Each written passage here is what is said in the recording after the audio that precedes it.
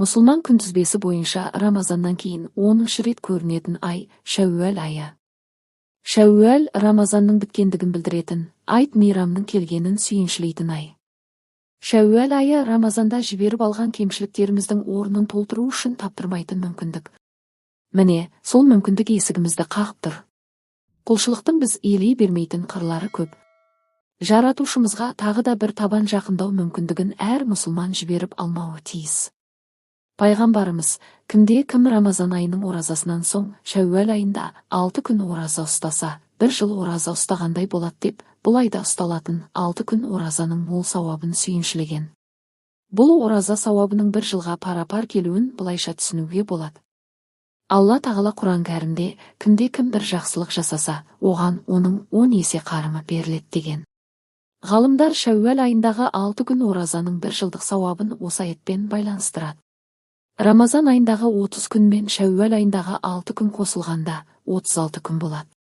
Бұл сан 10 есеге көбейтілсе 360 күнді құрайды.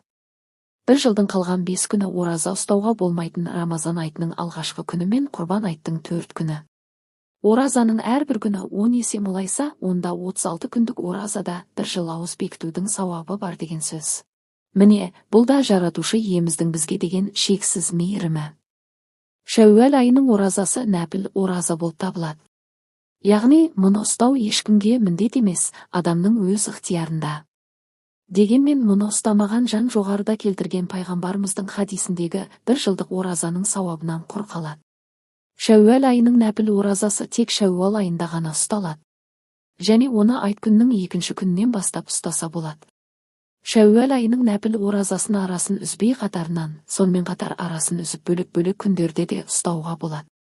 Рамазан айында түрлі себептермен кей күндерін қаза етіп алған кісілер Шәуәл айында әуелі Рамазанның қазасын өтеуіне де, сонымен бірге Шәуәлдің 6 күндік нәпілін ұстаса да болады.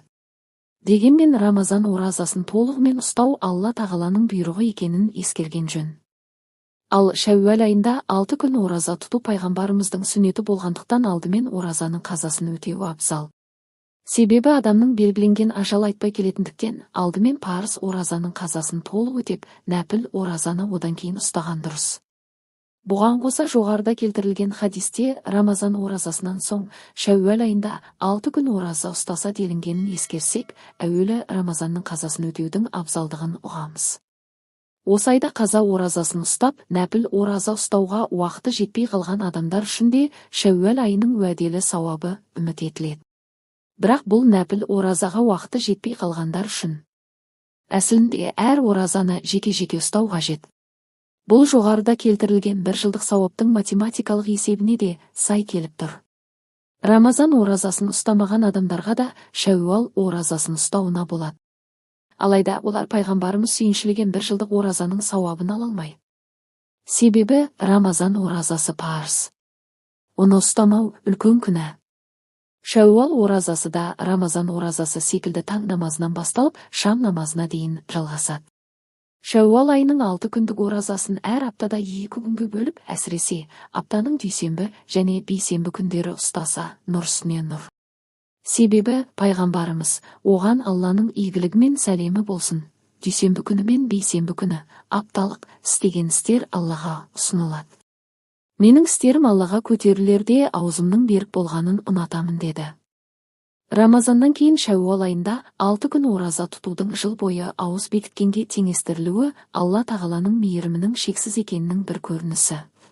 Яғни, Хақ тағала өзіне тән рахыммен құлының жасаған ғибадатына бірнеше есе артық сауап жазып, ақыретімізді құтқаруға илахи мол мүмкіндік тудырады. Алла тағала ниеттерімізді қабыл еткей. Әмин.